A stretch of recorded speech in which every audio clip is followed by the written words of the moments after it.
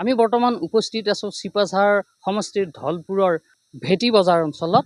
এই ভেটি বজাৰ অঞ্চললৈ আহোঁতে আমি ব্ৰহ্মপুত্ৰৰ দুটাকৈ সুঁতি অতিক্ৰম কৰি এক প্ৰকাৰ দুৰ্গম বাটপথ, সেই বাটপথ অতিক্ৰম কৰি আহি আমি উপস্থিত হৈছোঁহি এই চৰ অঞ্চলৰ বাসিন্দাসকলৰ, চৰ অঞ্চলৰ ভোটাৰসকলৰ মনৰ বতৰা ল'বলৈ। আমি প্ৰথমেই তেওঁলোকৰ সৈতে আমি বাৰ্তালাপ কৰিম, যিহেতু চৰ অঞ্চল এটা বান বিধৌত অঞ্চল। ইয়াত বিভিন্ন সমস্যা আছে। কি কি সমস্যা আছে? ইয়াতে বানপানীৰ সমস্যা আছে, নদীৰ গৰাখহনীয়াৰ সমস্যা আছে। কাৰণ আমি গৰাখহনীয়াৰ কাৰণেই আমি এনেকুৱা উচ্ছেদৰ বলি হ'বলগীয়া হৈছে। কাৰণ আমাৰ ইয়াৰ পৰা 20 কিলোমিটাৰ দূৰত আছিলে, লাহে লাহে গৰাখহনীয়া হৈ আছে। তো ৰাস্তা ঘাট নাই, ভাল উন্নত মানৰ চিকিৎসালয় নাই, ভাল শিক্ষা অনুষ্ঠান নাই। গতিকে অসমৰ যিমান সমস্যা, আটাইতকৈ সমস্যা আমাৰ ইয়াতে বেছি। গতিকে আমি এই সমস্যাবিলাক সমাধান কৰিব পৰা নাই, আমি খালি ভোটে দি আহিছোঁ। গতিকে আমাৰ কাৰোৰ ওপৰত আগৰ নেতাবিলাকৰ বিশ্বাস নাই, নেতাবিলাকৰ ওপৰত বৰ্তমান আমাৰ এটা মানুহৰ ওপৰতে বিশ্বাস আছে, সেইটো হ'ল ডক্টৰ হিমন্ত বিশ্ব শৰ্মা ডাঙৰীয়া। তেখেত সৰ্বকালৰ শ্ৰেষ্ঠ মুখ্যমন্ত্ৰী। তেওঁ অসমৰ সৰ্বাংগীন উন্নয়নৰ কাম কৰি আছে। দেখা গৈছে যে আৰু আমাৰ সংখ্যালঘু ভোট বুলি ক'লে সচৰাচৰ কংগ্ৰেছ আৰু UDFৰ এটা ভোট বেংক স্বৰূপ। এই ক্ষেত্ৰত আপোনালোকে কি কয়? আগতে আছিলে ভোট বেংক, কিন্তু এতিয়া ভুল ভাঙিছে, বুজিছে।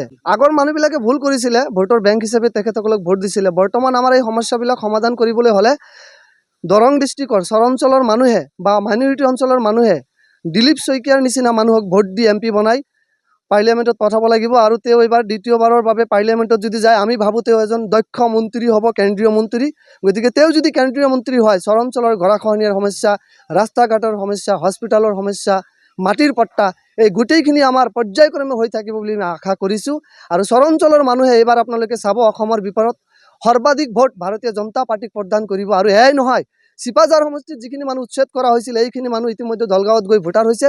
তেওঁলোকৰ ইতিমধ্যে ভাৰতীয় জনতা পাৰ্টীত যোগদান কৰিছে। তেওঁলোকে দলগাঁও সমষ্টিৰ নিচিনা ঠাইত থাকিও ভাৰতীয় জনতা পাৰ্টীত যোগদান কৰি ভাৰতীয় জনতা পাৰ্টীক ভোট দিয়াৰ কাৰণে তেওঁলোকে প্ৰতিশ্ৰুতি দিছে।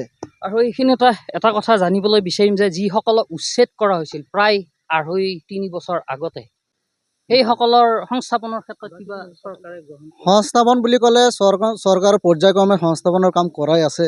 ইতিমধ্যে আপোনালোকে দেখাই পাইছে, মিডিয়া যোগে হয়তো দেখা পাইছে, সংস্থাপন সম্পূৰ্ণ হৈছে অলৰেডি। কিন্তু তেহঁতৰ কাগজে পত্ৰ হয়তো ছেটেল হোৱা নাই যদিও বৰ্তমান সিহঁতক ইয়াৰ পৰা তাতে স্থানান্তৰ কৰা হৈছে, কাম চলি আছে।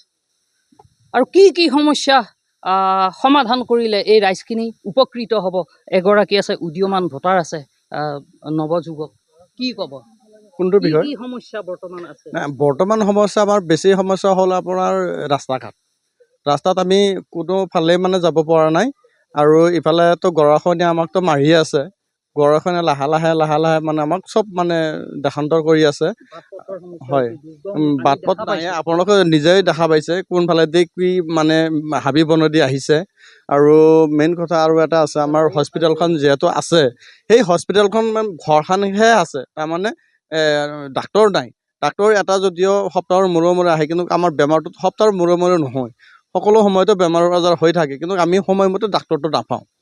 ঠিকে আছে। বৰ্তমান যিখন বিজেপি চৰকাৰ শাসনত আছে, তেওঁলোকৰ পৰা আপোনালোকে কেনেদৰে উপকৃত হৈছে? যিসমূহ উন্নয়নমূলক আঁচনি আছে সেইবোৰ লাভ কৰিছেনে?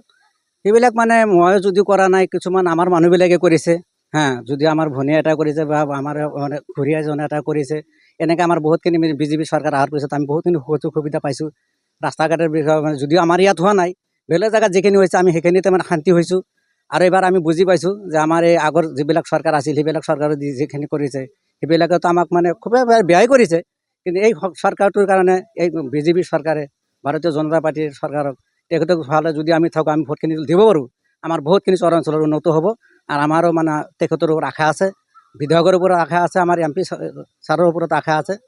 এইখিনি আমাৰ মানে সমস্যাটো বহুতেই আছে, ৰাস্তা ঘাট, মেডিকেল, শিক্ষাৰ দিকে বহুত সমস্যা আছে। যদিও সমস্যা আছে, আমাৰ চৰ অঞ্চলতে আছে। দাদা, আপোনাৰ ওচৰত আহিছোঁ, যিহেতু পূৰ্বৰে পৰা ইয়াতে এটা ভোট বেংক সদৃশ পৰিৱেশৰ সৃষ্টি কৰিছে কংগ্ৰেছেও বা UDFে, কি ক'ব? বৰ্তমান চৰকাৰখনৰ পৰা কেনেধৰণে আশা কৰে? সঁচাকৈ ধুবুৰীৰ পৰা শদিয়ালৈ আমাৰ চৰ অঞ্চলৰ মানুহখিনি আৰু মাইনৰিটি মানুহখিনিক সঁচাকৈ ইমান দিন ভোট বেংক হিচাপত যিটো ব্যৱহাৰ কৰি আছিল, বৰ্তমান অসমৰ দক্ষ যিজন আমাৰ মুখ্যমন্ত্ৰী, তেওঁৰ কিছুমান কথাত ওপৰত ৰাস্তা ৰাখিছে আমাৰ মাইনৰিটি মানুহখিনিয়ে ৰাস্তা ৰাখিছে এইটো কথা বাল্য বিয়া হওক বা ঘৰে ঘৰে পট্টা দিম বুলি এইটো এটা হেমন্ত বিশ্ব শৰ্মা তাৰমানে বুকু ডাঠিকে কৈ আছে চৰকাৰী মাটিত কোনো মানুহক নাৰাখে এইবিলাক কথাৰ ওপৰত আমাৰ মাইনৰিটি এলেকাৰ উন্নয়নৰ কাম যদি সিমান ছবি নাই তেওঁৰ কথাৰ ওপৰত ৰাস্তা ৰাখি সঁচাকৈ তাৰমানে হেমন্ত বিশ্ব শৰ্মা যিখিনি কথা কয় তেওঁ কামে কাজে দেখাই দিয়ে কৰি ফেলে গতিকে আমাৰ মাইনৰিটি মানুহখিনি সঁচাকৈ ভাবিছে চৰ অঞ্চলত যে এইবাৰ আমি উঠি পৰি তেওঁৰ লগত থাকি আমাৰ চৰ অঞ্চলৰ যিবিলাক সমস্যা মাটিৰ পট্টা আমাৰ নদীৰ যিটো গৰাখহনি ৰাস্তা ঘাট নাই আমি এতিয়া চিপাঝাৰ গৰুখুটি যদি যাব লগা হয় আমাৰ যাব পৰা পথ নাই সিদিনা চিফ মিনিষ্টাৰ নিজে ডিচিক ফোন কৰি ফেলে এতিয়া গৰুখুটি যিটো পুৰণা ৰাস্তা আমাৰ আছিল মই প্ৰেচিডেণ্ট থাকোঁতে যিখন ৰাস্তা বনাইছিলোঁ সেই ৰাস্তাটো বৰ্তমান খুলি দিছে আজি আমাৰ চিপাঝাৰ চাৰ্কল অফিচাৰ আহি আমাৰ ৰাস্তাটো তাৰমানে আজি ফিটা কাটিব বুলি আশাবাদী আমি তাৰ কাৰণে আমাৰ চৰ অঞ্চলৰ ৰাইজে সঁচাকৈ আমাৰ বিধায়ক মহোদয়ক MP ছাৰক আৰু আমাৰ অসমৰ মুখ্যমন্ত্ৰী ইতিমধ্যে আপোনালোকে কাক ভোট দিব চৰ চাপৰি অঞ্চল ইয়াতেতো কেইবাটাও চাপৰি আছে এই চাপৰি মানুহখিনিয়ে কাক ভোট দিব সেয়া সিদ্ধান্ত হৈ গৈছে এতিয়া আমাৰ চৰ অঞ্চলৰ মানুহখিনি চিন্তা চৰ্চা কৰি ভালকৈ এটা ব্যৱস্থা ভাবিছে যে সঁচাকৈ আমি এইবাৰ আমি BJPক ভোট দিম আৰু BJPক ভোট দিয়াৰ মূলতে কাৰণ হ'ল যিটো উন্নয়নৰ বাধা